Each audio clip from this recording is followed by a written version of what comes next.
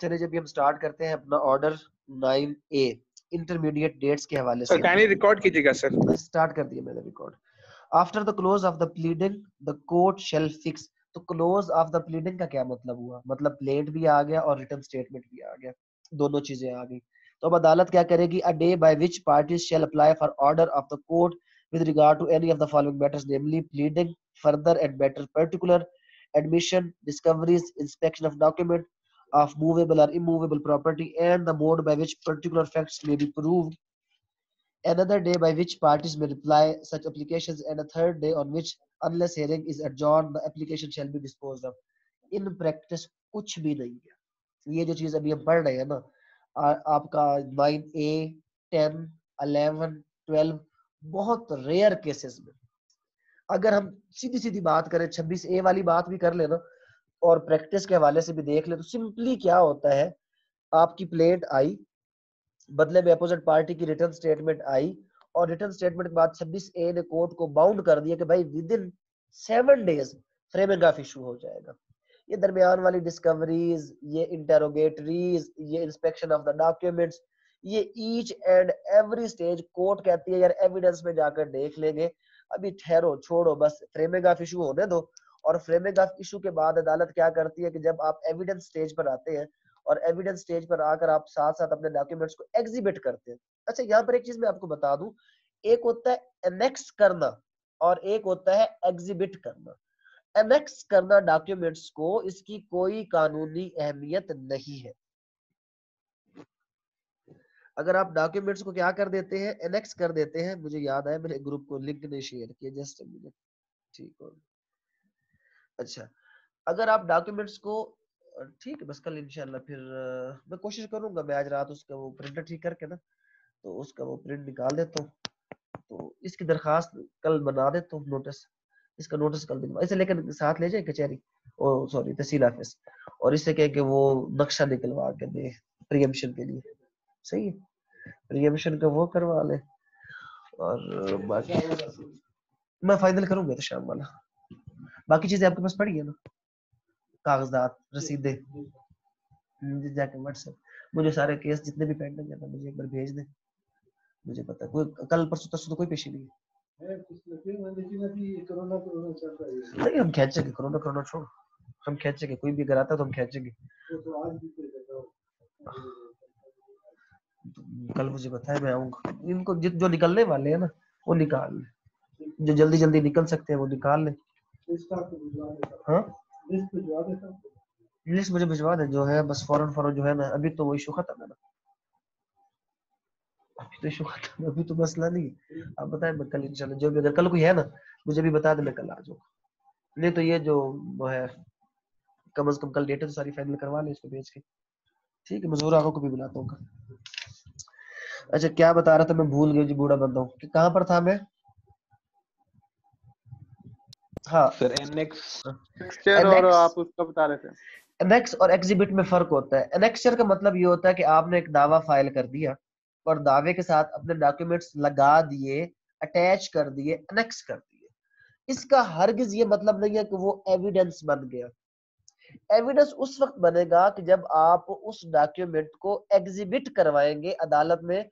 और the best way of exhibition, मैं आपको एक छोटा सा वो प्रैक्टिस के वाले से एक इंपॉर्टेंट पॉइंट बता दूं, तो best way of exhibition of any document क्या है कि जिस बंदे के साथ वो रिलेटेड है ना, उसके आप एविडेंस के दौरान उस डॉक्यूमेंट को एग्जिबिट करवाएंगे। उसका फायदा क्या होता है, क्योंकि जब वो एविडेंस में आप एग्जिबिट करवाते हैं तो अपोजिट पार्टी क्रॉस करती है, तो क्रॉस के बाद वो आपका जो एग्जिबिटेड डॉक्यूमेंट होता है वो ऑटोमेटिकली क्या हो जाता है, वो एविडेंस के तौर पर कंसीडर कर लिया जाता है। तो खाली एनेक्स डॉक्यूमेंट करने से कुछ नहीं होता, जब तक आप उसको एग्जिबिट नहीं करवाएंगे कोर्ट उसको अपनी जजमेंट में उसका जिक्र ही नहीं करेगा। कोर्ट के लिए सिर्फ वो डॉक्यूमेंट है, वो चीज, डॉक्यूमेंट तो है अटैच्ड है, बट वो एविडेंस कब बनेगा आपका document, when it was exhibited, जब आप उसको एग्जिबिट करवाएंगे, जनाब मैं इसको एग्जिबिट करवाना चाहता हूँ, जब एग्जिबिट होगा तो रेलेवेंट बंदे को अदालत कॉल कर लेगी।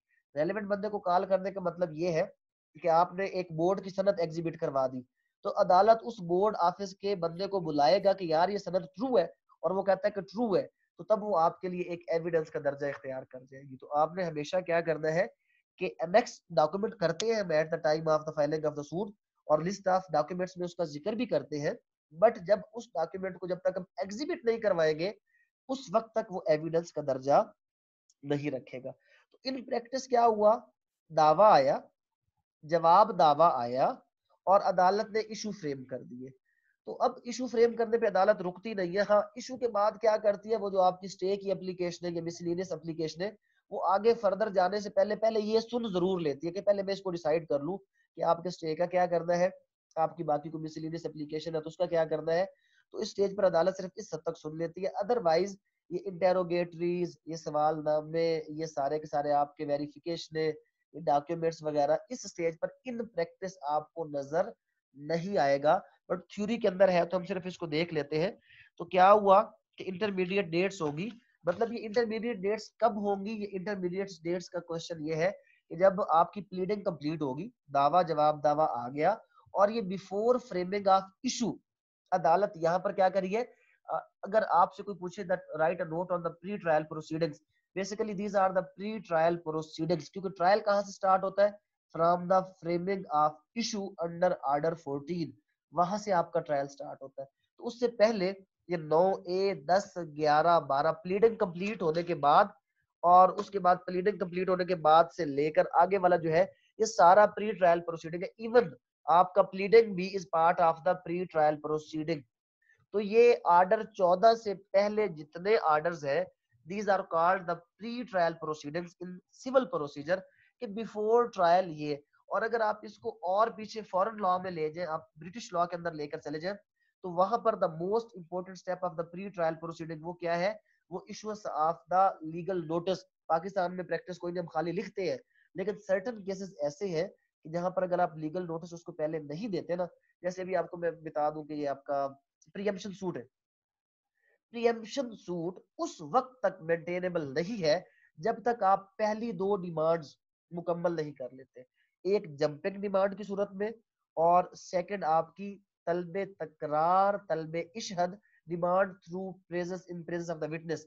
जब तक आप प्रीएम्पशन के अंदर ये दो डिमांड्स नहीं कर लेते, उस वक्त तक आप डिमांड थ्रू कोर्ट तलबे खसूमत नहीं कर सकते। तो अगर आप अदालत में आते हैं प्रियम्पशन के लिए, तो अदालत सबसे पहले कहती है, भाई साहब अपोजिट पार्टी से डिमांड करके आयो, अगर डिमांड करके अगर डिमांड करके आयो तो वेल एंड गुड, अगर डिमांड करके आप नहीं आए हो तो आपका सूट मेंटेनेबल है ही नहीं, क्योंकि ये रिक्विजिट है for the suit of preemption. इसी तरीके से अगर आप कोई डैमेजेस का सूट करते हैं तो वहां पर लीगल नोटिस जरूरी है। तो ये सारी प्री ट्रायल प्रोसीडिंग होती है जो आपने पहले कंप्लीट करनी होती है, उसके बाद फर्दर आगे आपने उसको लेकर चलना होता है। उसके बाद इसका जो रूल 2 की तरफ चले जाते हैं, application regarding pleading etcetera their replies and disposal, no opportunity shall be given to any party for making any such application as aforesaid or for submitting a reply thereto after the expiry of the day fixed for the purpose, unless the time is enlarged under the provision of this code, but nothing shall affect the right of the parties to make such application before and closing of the pleading। अब वो कहता है, असल में ये step अगर हम follow करते ना, ये बड़ा अच्छा था। ये स्टेप बेसिकली क्या कह रहा है, नाइन ने क्या कहता है कि भाई साहब अगर आपने कोई अमेंडमेंट ऑफ द प्लीडिंग करवानी है, या अगर आपने कोई और ऐसी चेंजिंग चेंजिंग करनी है ना, तो अदालत को चाहिए कि क्लोजिंग ऑफ प्लीडिंग का डे रखे कि भाई इससे पहले पहले जो अमेंडमेंट्स करवानी है करवा लो। लेकिन अगर आप करवा भी लेते हैं और उसके बाद किसी भी स्टेज पर आप क्या करते हैं, किसी भी स्टेज पर आप आगे चले जाते हैं और आप इनलार्जमेंट ऑफ टाइम की दरखास्त दे देते हैं, तो अदालत आपको इनलार्जमेंट ऑफ टाइम दे देती है कि चलो जनाब। तो हमने अपने जो प्रैक्टिस ऑफ द कोर्ट है, जिसकी वजह से हमारा सिविल सिस्टम स्लो है, हम खुद ही उसका सबसे बड़ा रीजन है कि जिसकी वजह से ये मुकदमे आपके बाप दादा तक चले जाते हैं। एक्चुअली रूल 2 ये कहता है कि यार जो प्लीडिंग की स्टेज है उस पर आपने जो अमेंडमेंट्स वगैरह करनी है कर ले, फर्दर स्टेज पर आप अमेंडमेंट नहीं कर सकते, लेकिन कर सकते हैं अगर अदालत हुजूर चाहे। और अदालत हुजूर कब चाहती है, जब उसका दिल चाहता है वो कर देते हैं, और जब नहीं चाहता, शहनशाह है जनाब, हम उस पे क्या करते हैं। और मुझे बताया करो, फिर मैं भटक जाता हूँ यार, आपको मैंने पहले बताया था, मैंने आज के बाद ऐसी बातें नहीं कर दी। अच्छा, फिक्सेशन ऑफ इंटरमीडिएट डेट।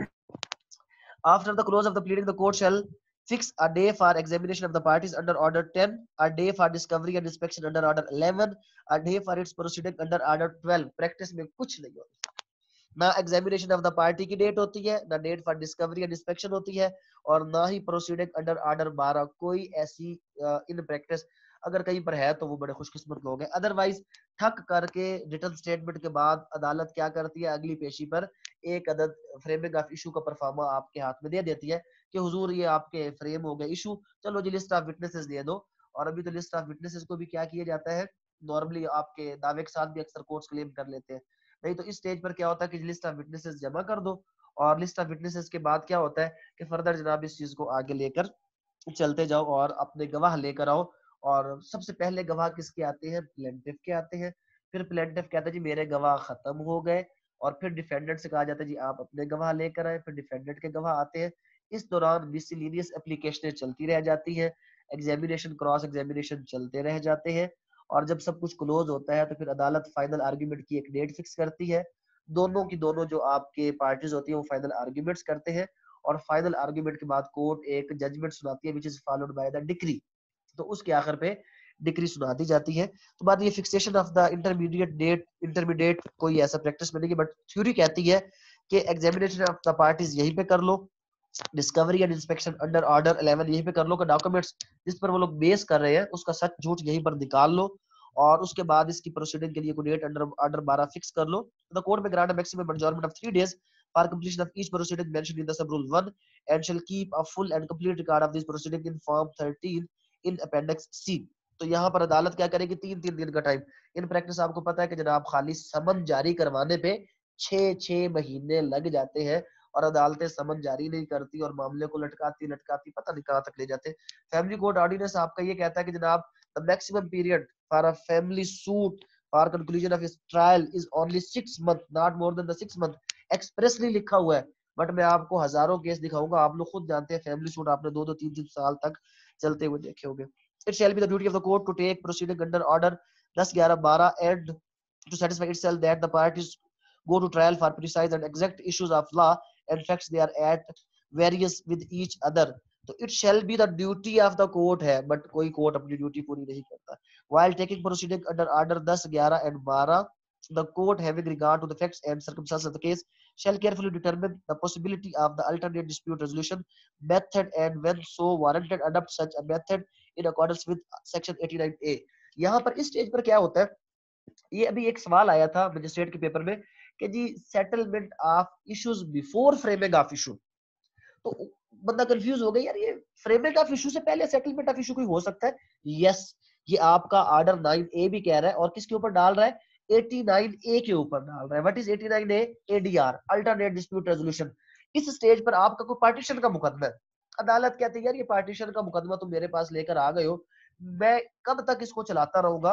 ओ भाई एक थर्ड पर्सन मुकर्रर करो, वो जाए और आपका ADR, अल्टरनेट डिस्प्यूट रेजोल्यूशन, एक न्यूट्रल पर्सन ले जाओ, ताकि वो आपका मामला वहां पे हल करे। और जब वो मामला वहां पर हल करेगा तो बंदे को लेकर मेरे पास आ जाना, मैं उस मामले को आपका ये यहाँ पर सेटलमेंट ऑफ डिस्प्यूट कर दूंगा before framing of the issue. तो before framing of issue settlement of issue होता है under section 89A through ADR, alternate dispute resolution, जिसमें आप थर्ड पर्सन के जरिए से अपने मामले को हल करवाने की कोशिश करते हैं। और the court shall stay the proceeding of the suit for a period which is not more than 30 days when it requires tyre parties to adopt any of the alternate dispute resolution method. तो जब भी वो कोई 89A के तहत कोई ADR का उसको ऑप्शन देगा, सालसी का ऑप्शन देगा, जिरगे का ऑप्शन देगा, कोई पंजाब में पंचायत की ऑप्शन देगा, in each and every case 30 days maximum time है।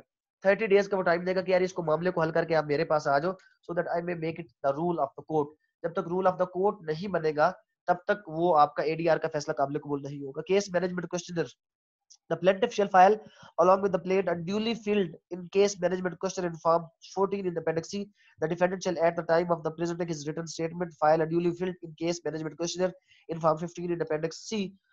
अपनी जिंदगी में अगर किसी ने ये वाले क्वेश्चनर देखे हैं, कभी होते थे, जब मैं जवान था तो एक आध बार मैंने देखा था, लेकिन जब से मैं ये बुढ़ापे में आया हूँ तो मैंने अपनी जिंदगी में ये कोई क्वेश्चनर ऐसे वाले सवालनामे, वैसे पहले सवालनामे लगाए जाते थे, दावों के साथ सवालनामे लगाए जाते थे और अपोजिट पार्टी, तो उसमें अदालत के लिए बहुत सी चीजें यहीं पर क्लियर हो जाया करती थी।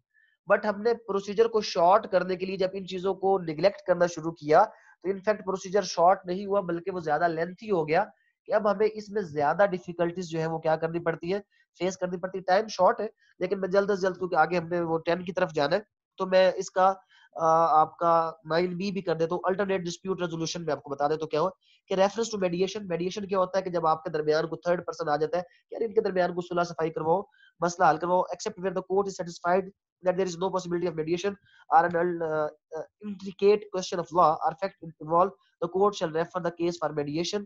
While referring the matter for mediation, the court may indicate the material issues for determined through mediation. तो अदालत के पास क्या है कि अदालत के पास इख्तियार है कि वो मेडिएशन यानी कि थर्ड पर्सन के पास केस को भिजवाए कि यार इनके मामले को हल कर दिया जाए. Appearance of the parties, where a case is referred for mediation, the court shall stay proceeding for a period not exceeding 30 days and direct the parties to appear before the mediation center set up by Lahore High Court on such date and time as the court may specify. तो अदालत बताएगी फलां दिन को mediation centre पर चले जाए, वहां पर कुछ मेडिएटर्स हैं जो आपके मामले को बेहतर तरीके से क्या कर सकते हैं, हल कर सकते हैं. सेटलमेंट क्या है जनाब? Where the mediation proceeding are successful and the parties have arrived at an agreement, the mediator shall cause the same to be recorded in writing signed by the parties or their recognized agents or their pleaders and attested by two independent witnesses. The agreement shall be certified by the mediator and transmitted forthwith through the administrator of the mediation center to the court. The court shall, on receipt of the agreement, pass a decree in the terms thereof, unless the court, for reasons to be recorded in writing, finds that. अब क्या हुआ settlement का वो पूरा उसने तरीकाकार बता दिया कि जब मेडिएटर सेटलमेंट करवाएगा, कोई मामले तक उनको सुलह सफाई तक पहुंचाएगा, तो वो अपने दस्तखत करेगा, पार्टीज के दस्तखत लेगा, दो गवाहों के दस्तखत लेगा कि जनाब ये बंदे इस बात पर राजी हो गए. ये सवाल आया था जो अक्सर लोगों से गलत हुआ था, settlement of issues before framing of issue, order 9B section 89A. 9B उसका पूरा प्रोसीजर बता रहा है, जिसका रूल बताया गया 89A के अंदर. 89 ओमिट हो चुका है, तो वो चीज यहाँ पर बताई गई है. और failure of mediation, where the mediation fails and no settlement is made between the parties, the mediator shall submit a report to the court and the court shall proceed with the case from stage it referred to the mediation.